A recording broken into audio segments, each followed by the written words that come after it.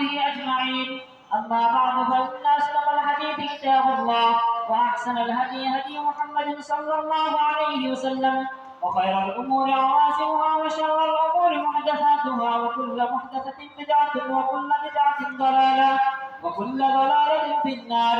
وبالسند المتصل منا إلى الشيخ الإمام الهمام الحافظ الحجة أمير المؤمنين في الحديث أبي عبد الله محمد بن إسماعيل بن إبراهيم بن المغيرة بن بردزبة الجعفي اليماني البخاري رحمه الله تعالى.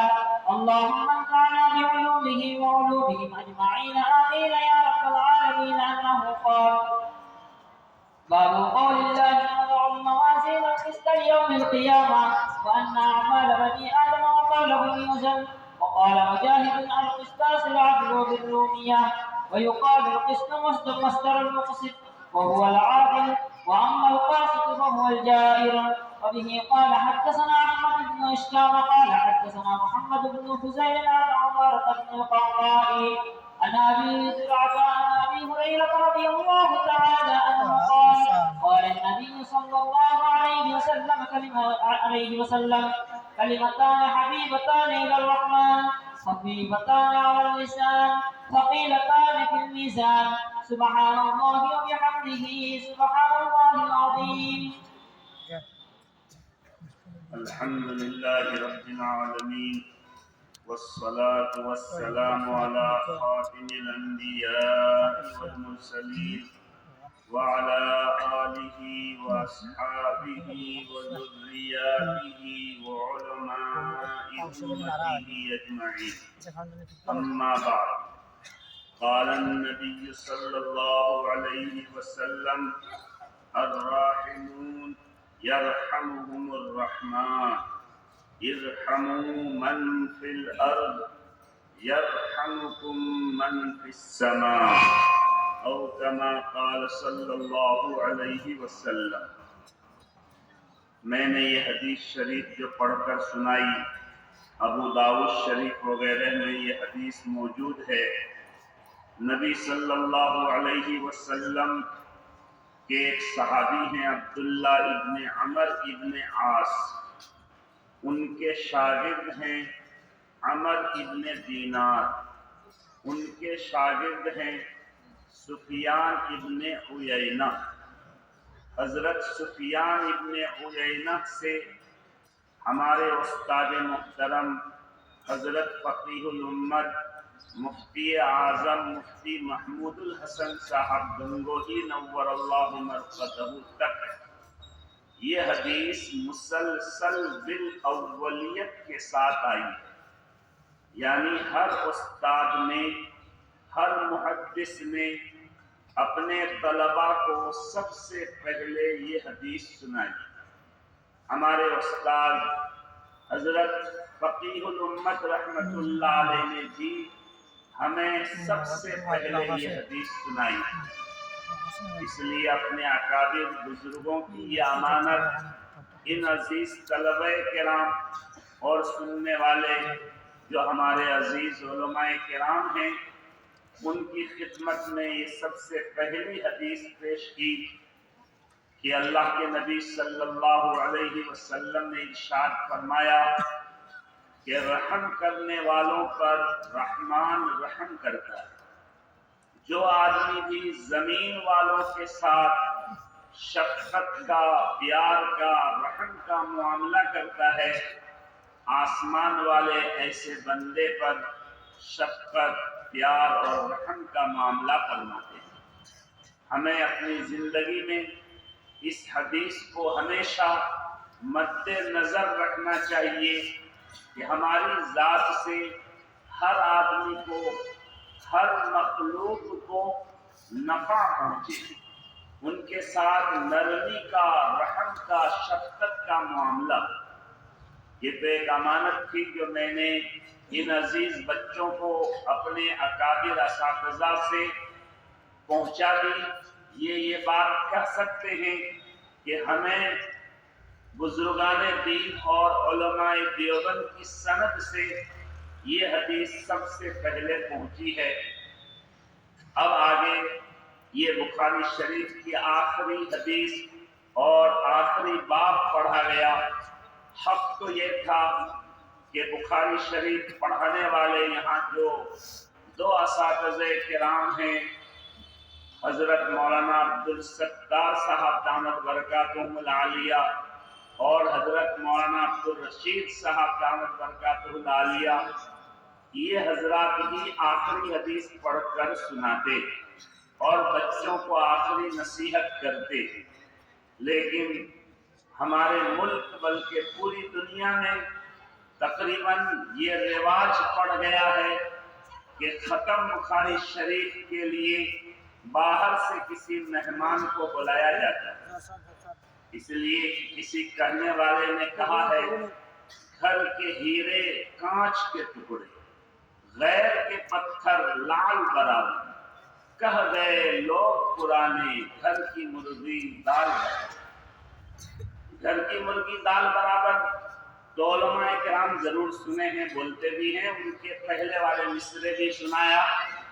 اس میں یہ کہا گیا ہے کہ ہمیشہ آدمی کو باہر کا جو ہے ٹھیکرا اور پتھر بھی زیادہ قیمتی لگتا ہے۔ گھر میں ہیرا پڑا رہتا ہے لیکن اس کی اہمیت اور قیمت نہیں ہوتی۔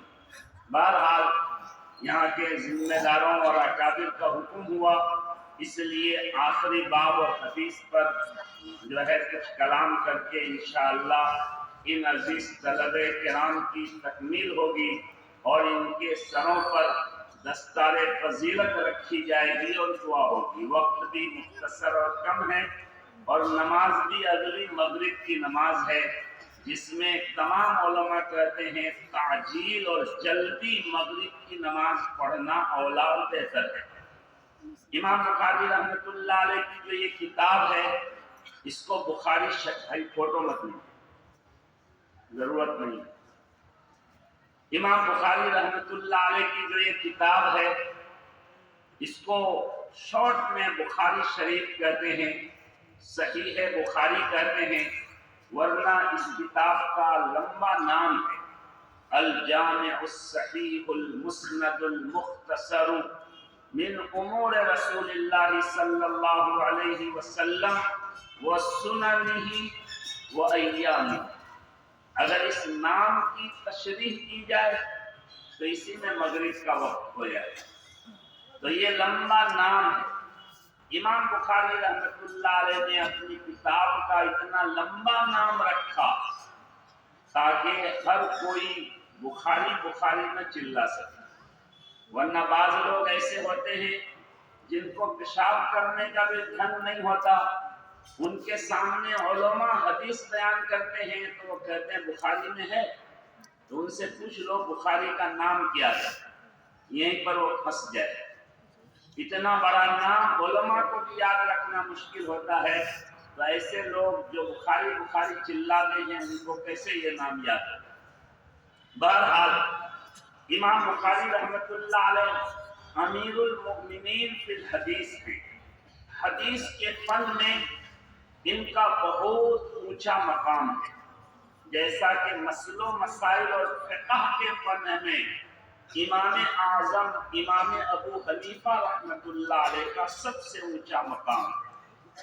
سیدنا امام شافعی رحمۃ اللہ علیہ نے فرمایا الناس كلهم عیال لأبی حنیفہ فی الفقہ، تمام لوگ فقہ میں مسل و مسائل میں امام ابو حنیفہ کے اولاد کے طرح ہے، امام ابو حنیفہ کے شاگرد کے طرح ہے۔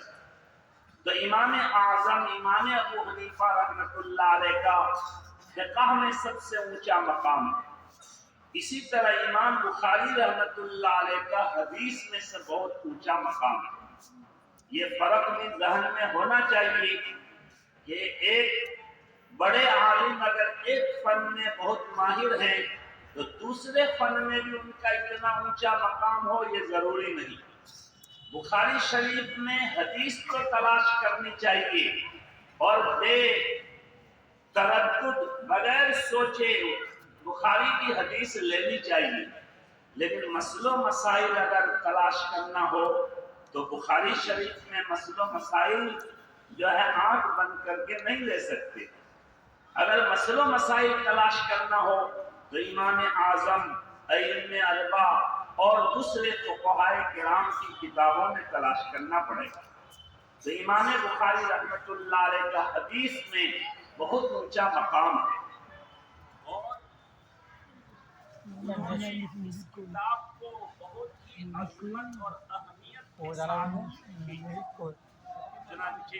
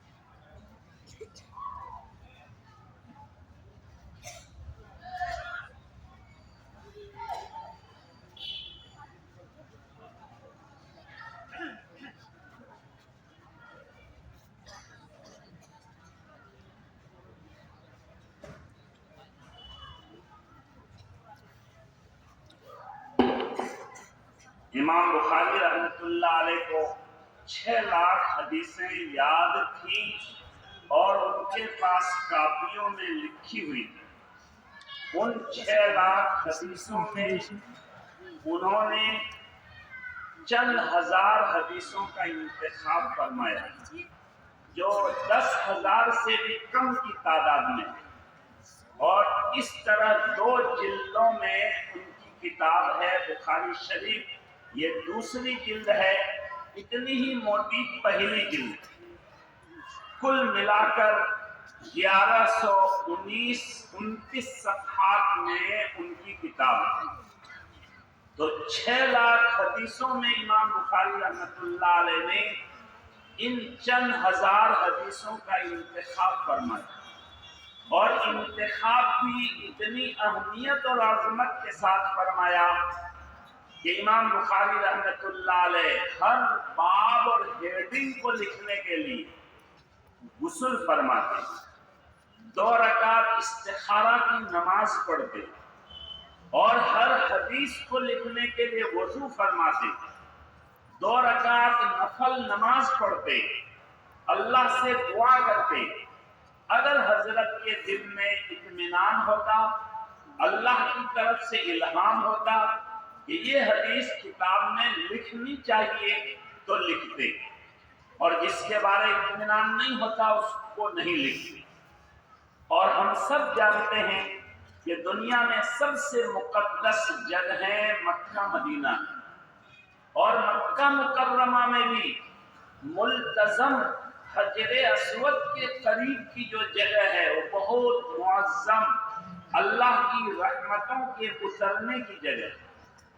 تو مکہ مکرمہ میں ملتزم کے سامنے بیٹھ کر امام بخاری رحمۃ اللہ علیہ اس کتاب کو لکھتے، اور مدینہ منورہ میں ہوتے تو مدینہ منورہ میں ہمارے نبی جی صلی اللہ علیہ وسلم کی مبارک قبر کے قریب میں ایک جگہ ہے ریاض الجنہ۔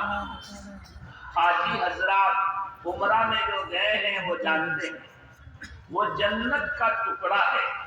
حدیث میں ہے کہ اس زمین کو اللہ تعالیٰ جنت میں شامل فرمائے۔ تو امام بخاری ریاض الجنہ میں بیٹھ کر پھر جو ہے حدیث کی اس کتاب کو لکھتے۔ تو غسل، وضو کا نور، نماز کا نور، مکہ مدینہ کا نور، ملتزم اور ریاض الجنہ کا نور، انوار جمع ہو جاتے، پھر وہ کتاب لکھتے۔ اسی وجہ سے اللہ تعالیٰ نے اس کتاب کو اتنی اہمیت اور مقبولیت عطا فرمائی کہ قرآن کریم کے بعد سب سے صحیح ترین کتاب اس کتاب کو کہا جاتا ہے، اور پوری امت کا اس پر اجماع اور اتفاق ہے کہ اس کتاب کو پڑھے بغیر کسی کو عالم یا مولانا کا ٹائٹل اور لقب نہیں دیا جائے۔ ایسا ہو سکتا ہے آج کل گوگل اور نیٹ کا زمانہ ہے، آدمی گوگل اور نیٹ سے بہت کچھ علوم جمع کر لے، ایک مولانا صاحب سے بھی زیادہ ان کے پاس علم جمع ہو جائے۔ وہ ایک مولانا صاحب سے ہمارے قاضی صاحب نے کتنی شاندار تقریر کی، اس سے بھی جاندار تقریر کر لے، لیکن بخاری شریف اگر انہوں نے نہیں پڑھی ہے تو ان کو مولانا نہیں کہا جائے، عالم نہیں کہا جائے گا۔ امت کا اس پر اجماع ہے۔ اس سے اس کتاب کی اہمیت، اللہ کی نگاہ میں اس کی مقبولیت کا اندازہ لگایا جا سکتا ہے۔ امام بخاری رحمۃ اللہ علیہ اس کتاب کو شروع کیے ہیں وحی کے ذریعے۔ سب سے پہلا چیپٹر اور باب ہے کیف کان بدء الوحی، وحی کا آغاز کس طرح ہوا۔ وحی کہتے ہیں سب سے مضبوط علم۔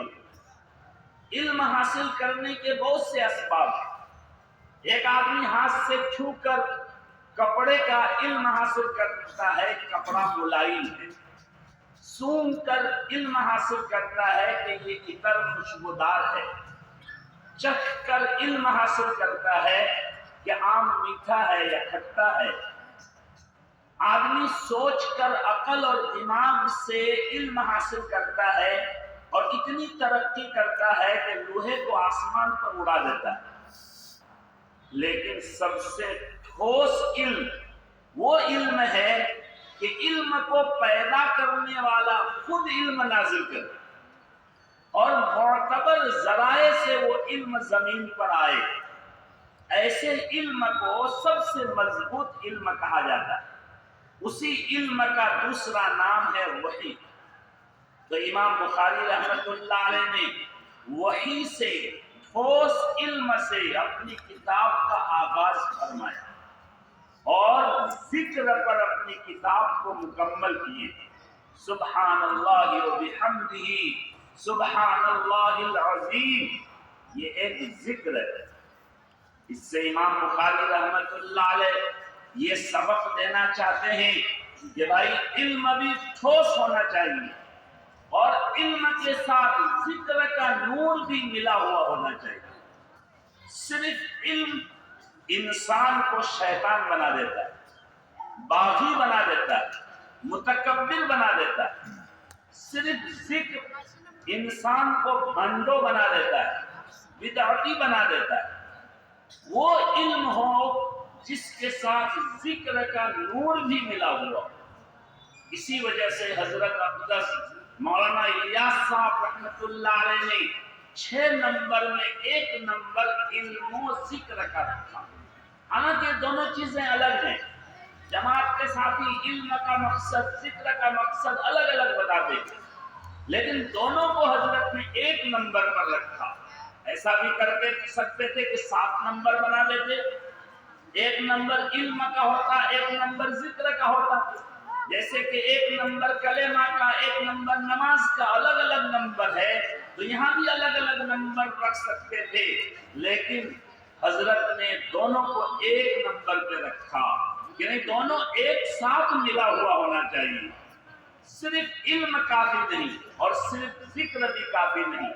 تو امام بخاری رحمۃ اللہ علیہ اپنی کتاب کا آغاز وحی یعنی ٹھوس علم سے کیے ہیں اور ختم ذکر پر کیے ہیں۔ اور کتاب میں سب سے پہلا بڑا چیپٹر اور عنوان ہیڈنگ کتاب الایمان کی لگائے اور اخیر میں بھی سب سے ختم پر جو انہوں نے بڑا عنوان لگایا وہ کتاب التوحید کا. ایمان اور توحید دونوں ہم مانا ہے. گویا کہ ایمان سے کتاب کو شروع کیے اور ایمان پر ختم کیے، یہ بتانے کے لیے کہ ایمان مستمر اور دائمی ہونا ضروری ہے. ایک آدمی اگر 1 منٹ کے لیے 1 سیکنڈ کے لیے ایمان سے خالی ہو جائے تو ان کا سب کیا کرایا برباد. بیوی پر بھی جو ہے وہ بھی الگ ہو جائے گی، نکاح میں ٹوٹ جائے گی.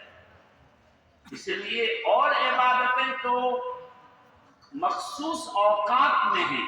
نماز 5 وقت ہے، روزہ سال میں 1 ہی مہینہ ہے، حج زندگی میں 1 مرتبہ ہے، زکوٰۃ سال میں 1 مرتبہ ہے. لیکن ایمان 24 گھنٹہ فرض ہے. ہر سیکنڈ ایمان کی حفاظت ضروری ہے. اگر 1 منٹ کے لیے بھی آدمی ایمان سے دور ہو گیا تو ان کا اس سے پہلے کیا کرایا سب کام برباد ہو گیا، سب نیکی ختم. تو ایمان میں دوام اور ہمیشگی ہونا ضروری ہے.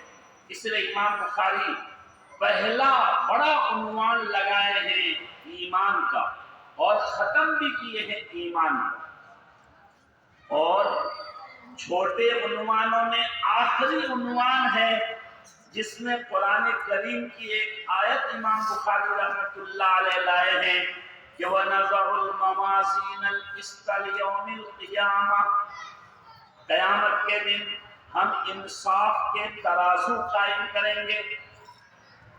چنانچہ قیامت میں اللہ تعالیٰ پڑلا اور ترازو لگائیں گے. ایک پڑلے میں انسان کی نیکیاں رکھی جائے گی، ایک پڑلے میں انسان کی برائیاں اور گناہ رکھے جائیں گے.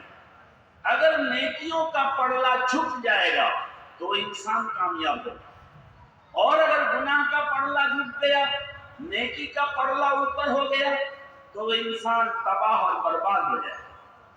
اور 2 قسم کے لوگوں کے علاوہ تمام انسانوں کے اعمال کیے کرائے اللہ تعالیٰ تولیں گے. ایک تو کافر مشرک جن کے پاس کوئی نیکی نہیں، کوئی بھلائی نہیں ہے، انہوں نے گناہ ہی گناہ کیا ہے، ان کے اعمال تولے نہیں جائیں گے. بغیر تولے ان کو جہنم میں ڈال دیا جائے. اور ایک وہ اللہ کے نیک بندے جن کے پاس نیکیاں ہی نیکیاں ہیں، گناہ بالکل نہیں ہے. جیسے انبیاء کرام یہ بے گناہ اور معصوم ہیں. حدیث میں ہے، بخاری شریف میں حدیث گزری ہے، ہمارے نبی صلی اللہ علیہ وسلم نے ارشاد فرمایا کہ میری امت کے 70,000 لوگ بغیر حساب کتاب کے جنت میں داخل ہوئے، اور ان کے چہرے 14ویں رات پورنیما کے چاند کے طرح چمکدار ہوئے. ان کا حساب نہیں ہوگا. کیوں؟ اس لیے کہ ان کے پاس برائی ہے ہی نہیں، انہوں نے کوئی گناہ کیا نہیں، یا کیا تو دنیا ہی میں انہوں نے اللہ سے معاملہ حل کر لیا، توبہ کیا، اللہ سے نے ان کو معاف کر دیا. تو ایسے بندوں کے بھی اعمال تولے نہیں جائیں گے. اور جن کے پاس نیکی بھی ہوگی برائی بھی ہوگی ان کے اعمال تولے جائیں گے. اور وہاں وزن ہوگا کوالٹی کے اعتبار سے، کوانٹٹی کے اعتبار سے، مقدار کے اعتبار سے نہیں. ایسا ہو سکتا ہے کہ ایک آدمی کے پاس 1000 نیکیاں ہیں اور گناہ ان کا 2 ہی ہے، لیکن وہ 2 گناہ کوالٹی کے اعتبار سے بہت خطرناک ہے. تو ہو سکتا ہے گناہ کا پڑلا نیچے جھک جائے، نیکیوں کا پڑلا اوپر ہو جائے. اور اس کے برخلاف تو ہو ہی سکتا ہے کہ ایک آدمی کے پاس 1 لاکھ گناہ ہے، نیکی صرف 2-4 ہے، مگر وہ کوالٹی والی نیکی ہے. تو کوالٹی والی نیکی 2-4 ہی ہوگی بلکہ 1 ہی ہوگی تو نیکی کا پڑلا جھک جائے. چنانچہ حدیث میں ہے کہ اللہ تعالیٰ ایک مومن بندے کو پردے کے اندر بلائیں گے، کیونکہ ہر مومن کا حساب اللہ پردے میں کرے گا. صرف عالم علماء کا نہیں، بخاری میں حدیث ہے اللہ ایمان والوں کا حساب پردے میں کریں گے، تو پردے میں بلائیں گے، ان کے سامنے ان کے نامہ اعمال کھول کر رکھ دیں گے، رجسٹر میں سب کچھ لکھا ہوگا، اللہ ان کو دکھائیں گے اولاد کر کے، دیکھو میرے فرشتے نے کچھ غلط تو نہیں لکھ دیا۔ جب وہ دیکھے گا کہ میرا تو سب کیا کرایا نامہ اعمال میں موجود ہے، وہ کہے گا اللہ کچھ غلط نہیں لکھا ہے، سب میں نے کیا ہے۔ اب وہ سوچے گا کہ میں اب تباہ ہو گیا، برباد ہو گیا، کچھ گناہ تو ایسا کیا تھا کوئی دیکھا نہیں تھا، کمرہ بند تھا، لائٹ بند تھی، کمبل کے نیچے موبائل میں گندی فلم دیکھ رہا تھا، کوئی دیکھنے والا نہیں، وہ گناہ بھی ہمارے رجسٹر میں لکھا ہے۔ وہ سوچے گا کہ اب تو میں تباہ ہو گیا، برباد ہو گیا۔ اللہ کہیں گے سب رجسٹر گناہوں کے لے جا کر ایک پڑلے میں، گناہ کے پڑلے میں رکھ دو، وہ رکھ دے گا، وہ پڑلا بالکل نیچے ہو جائے گا۔ پھر اللہ تعالیٰ ان کو ایک چھوٹی سی پرچی دیں گے کہ یہ نیکی والے پڑلے میں رکھ دو۔ وہ کہے گا کہ اللہ کیا فائدہ رہا، اتنے گناہوں کے مقابل میں یہ چھوٹی سی پرچی رکھنے سے پاسنگ کا بھی حساب نہیں بنے گا۔ اللہ کہیں گے دیکھو میرے یہاں کا قانون ہے، آج ہم اعمال تولیں گے، جب گناہوں کو پڑلا میں رکھوایا تو نیکی چاہے چھوٹی ہے مگر یہ بھی پڑلا میں رکھا جائے گا، وزن کر کے تم کو دکھایا جائے گا۔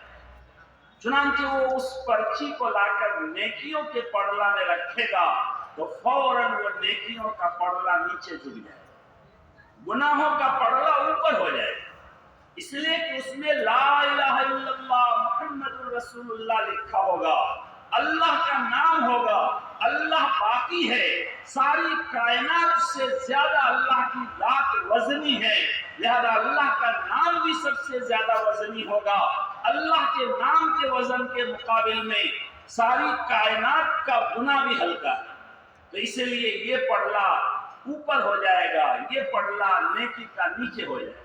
کیوں کہ ایک نیکی ہے مگر وہ کوالٹی والی، تو کوالٹی والی نیکی اس کا وزن ترازو میں ہوگا۔ اسی وجہ سے امام بخاری رحمت اللہ علیہ سب سے پہلی حدیث انما الاعمال بالنیات کی لائے ہیں کہ بھائی اخلاص کے ساتھ ہر کام کرو، اخلاص کے ساتھ جو نیک کام کرو گے وہ وزنی ہوگا۔ اگر ایک مولانا اخلاص کے ساتھ نورانی قاعدہ الف با تا سا پڑھا رہا ہے تو ان کی نیکی، ان کا پڑھانا اللہ کی نگاہ میں مقبول ہوگا، اور اگر میں بغیر اخلاص کے بخاری بھی پڑھا رہا ہوں تو میرا عمل اللہ کے نگاہ میں مقبول نہیں ہوگا۔ تو اس لیے عمل میں کوالٹی پیدا ہوتی ہے، وزن پیدا ہوتا ہے اخلاص سے، اس لیے سب سے پہلی حدیث امام بخاری رحمت اللہ علیہ انما الاعمال بالنیات کی لائے ہیں۔ اس لیے ہمارے عزیز طلبہ کرام اور ہم سب کو ہمیشہ استحضار رکھنا چاہیے کہ ہم یہ جو کام کر رہے ہیں، چاہے دنیا کا کوئی بھی کام ہو، نماز پڑھیں، روزہ رکھیں، مدرسہ چلائیں، جو ہے بخاری پڑھیں، مکتب پڑھائیں، جو بھی دنیا کا کام کریں، اس میں اللہ کو راضی رکھنے کی نیت ہوگی تو وہ کام ہمارا اللہ کی نگاہ میں مقبول ہوگا۔ کام چاہے کتنا بڑا ہو، حج کرے آدمی مگر اللہ کو راضی کرنے کی نیت نہ ہو تو وہ کام اللہ کی نگاہ میں مقبول نہیں ہوگا، بلکہ وہ ان کے لیے وبال جان بنے گا۔ تو امام بخاری رحمت اللہ علیہ جو ہے پہلے اخلاص کی بات لائے تھے، اب اخیر میں وزن اعمال کو بیان کر رہے ہیں۔ یہ بتا رہے ہیں اعمال میں وزن پیدا ہوگا اخلاص سے۔ اگر ہم چاہتے ہیں کہ ہماری نیکیاں کوالٹی والی بنے تو ہمارے اندر اخلاص ہونا چاہیے، اللہ کو راضی رکھنے کے لیے کام کریں، چاہے جو بھی کام کریں۔ اس لیے آدمی کے کام کو دیکھا نہیں جائے گا کہ وہ کتنا بڑا کارنامہ انجام دیا، یہ دیکھا جائے گا کس نیت سے کارنامہ انجام دیا۔ اگر وہ اللہ کی رضا کی نیت سے دیا تو وہ عمل اللہ کی نگاہ میں وزنی ہوگا۔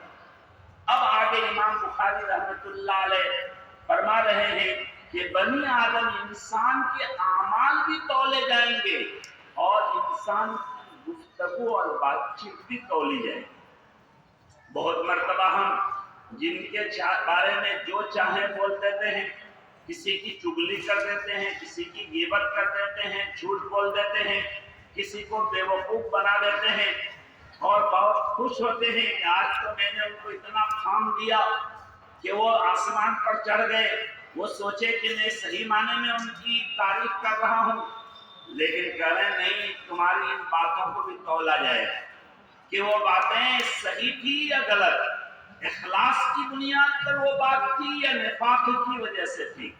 لہذا اعمال میں بھی اخلاص پیدا ہو، اقوال میں بھی صدق، سچائی اور اخلاص پیدا ہو۔ آگے ایک علمی بحث کر رہے ہیں کہ قرآن کریم میں بالقسطاس المستقیم کا لفظ ہے، اس پاس اور اس پاس، یہ دونوں طرح پڑھا گیا ہے۔ حقیقت کے اعتبار سے یہ رومی زبان کا لفظ ہے، لیکن عربی میں بھی اس کا استعمال ہو گیا ہے اور ایسا ہر جگہ ہوتا ہے۔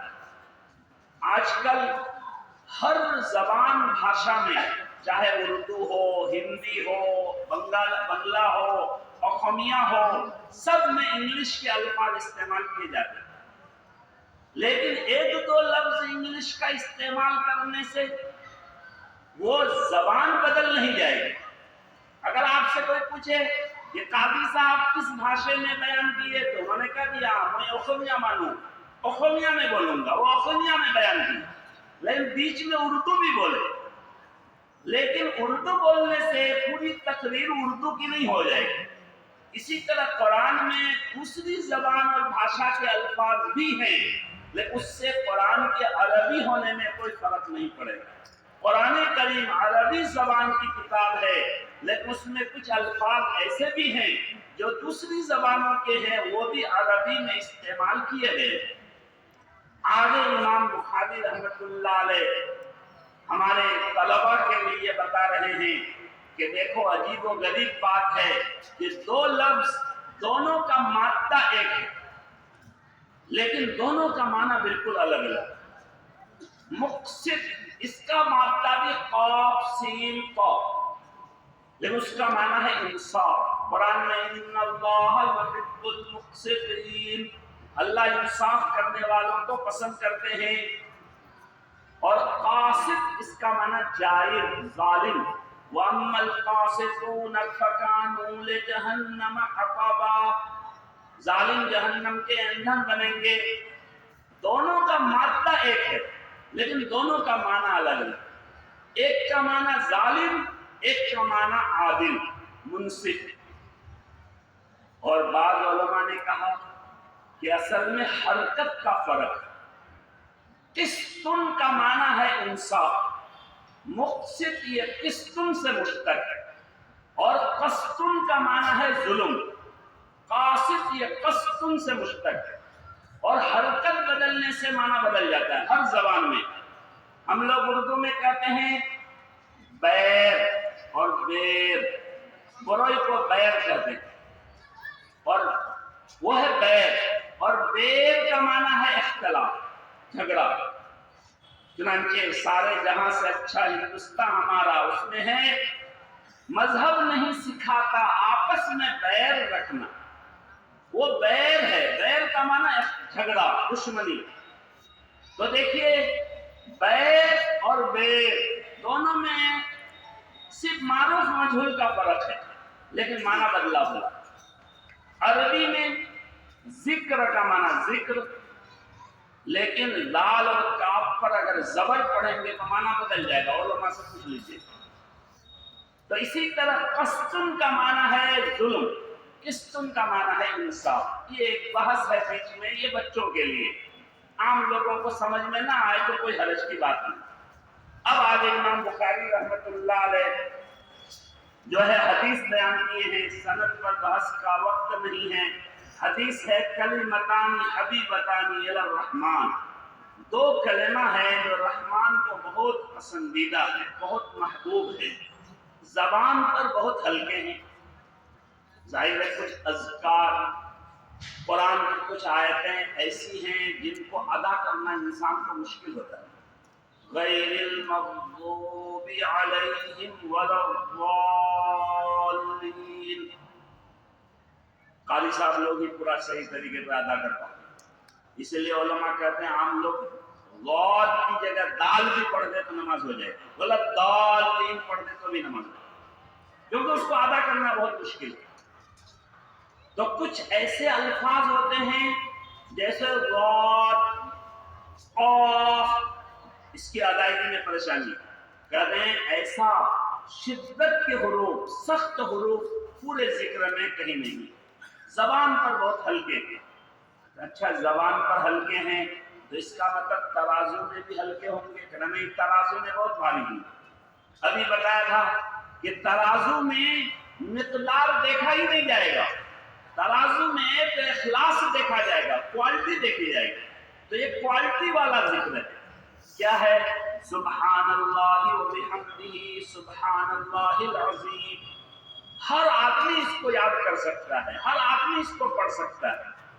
اس میں ایک تو اللہ کی پاکی کا بیان ہے کہ اللہ ہر عیب سے پاک ہے، ہر کمی سے پاک ہے. جب بندہ اللہ کی پاکی بیان کرتا ہے، سبحان اللہ سبحان اللہ، اللہ تو پاک ہے ہی، ہماری پاکی بیان کرنے سے اللہ کی پاکی میں کوئی اضافہ نہیں ہوگا کہ اللہ بہت پاک ہو جائیں گے، ایسا نہیں. اللہ تو پاک ہے ہی، ہم اگر اللہ کی پاکی بیان کریں گے تو ہم پاک ہو جائیں گے. اللہ تعالیٰ بندے کو پاک کر دے گا. اور دوسری بات ہے وہ بحمدہ، تمام تعریف خوبی کا مالک اللہ ہے.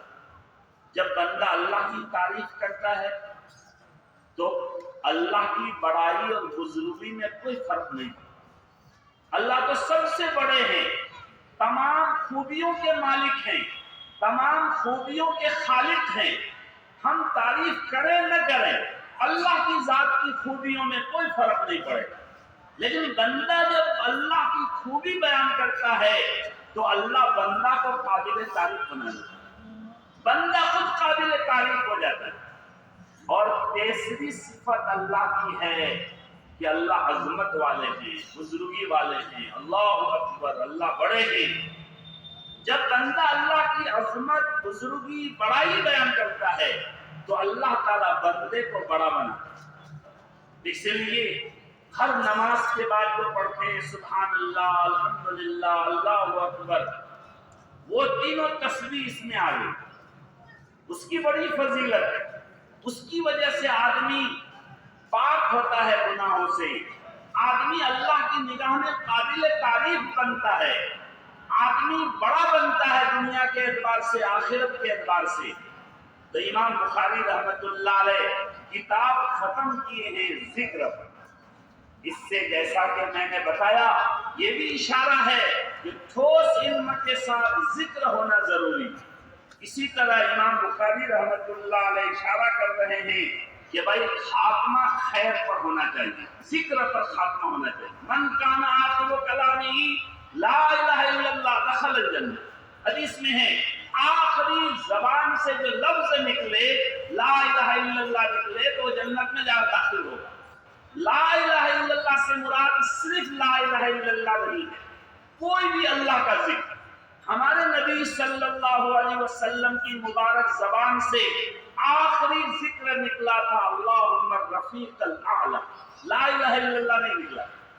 تو امام بخاری بتانا چاہ رہے ہیں کہ بھائی جس طرح کتاب ختم کر رہے ہیں ذکر پر، تمہاری زندگی کا خاتمہ بھی ذکر پر ہونا چاہیے. اسی کی کوشش ہونی چاہیے، اسی کی فکر ہونی چاہیے. اللہ سے ہمیشہ یہ دعا کرنی چاہیے کہ اللہ تعالی ہم سب کا خاتمہ خیر پر یعنی ذکر پر کرنا. اللہ کو یاد کرتے ہوئے ہم دنیا سے جائیں، اللہ کے دین کا کام کرتے ہوئے دنیا سے جائیں. یہی سب سے بڑی کامیابی، سب سے بڑا کمال ہے. اللہ تبارک و تعالی ہم سب کو اس کی توفیق عطا فرمائے. ان 5 اب علماء بننے جا رہے ہیں، بن گئے. ان علماء کرام کو اللہ تعالی امت کے لیے، دین کے لیے نفع بخش بنائے اور اس مدرسے کو بھی اللہ دن دونی رات چوگنی خوب ترقیات سے نوازے۔ یہاں میں پہلے بھی بہت مرتبہ بار بار آیا ہوں، اس مرتبہ آ کر دل خوش ہو گیا کہ ماشاءاللہ مدرسہ بہت ترقی کیا ہے، جو ہے تعمیرات کا بھی بہت کام ہوا اور دور حدیث شریف تک اس کی تعلیم ہو گئی۔ اچھے اچھے علماء ماہر جو ہے فضلاء کرام یہاں پر درس و تدریس دے رہے ہیں، پڑھا رہے ہیں۔ اللہ تعالیٰ اس کو اسی طرح چار چاند لگاتے رہے، اور تمام معاونین محسنین کمیٹی کے حضرات جو دن رات مدرسے کے لیے فکر کرتے ہیں، اللہ سب کو قبول فرمائے۔ وآخر دعوانا الحمد للہ رب العالمین۔